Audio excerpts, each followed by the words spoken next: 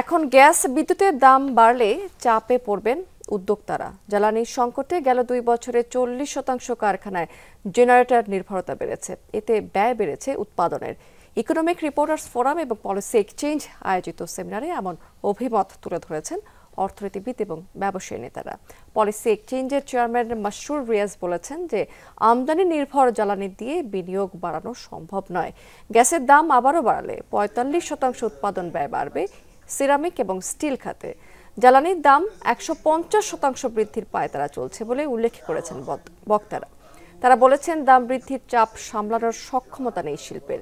Bangladesh chamber of ইন্ডাস্ট্রিজের সভাপতি আনোয়ারুল আলম চৌধুরী পারভেজ বলেছেন, এখনো পর্যন্ত জ্বালানির নিরাপত্তা নিশ্চিত করা যায়নি। প্রায় এরই মধ্যে দাম বাড়ালে থমকে যাবে বিনিয়োগ। এদিকে বিইআরসি চেয়ারম্যান জানিয়েছেন যে গ্যাস অনুসন্ধানে তেমন বিনিয়োগ হয়নি, তাই গ্যাস নিয়ে খেসারত দিতে হচ্ছে।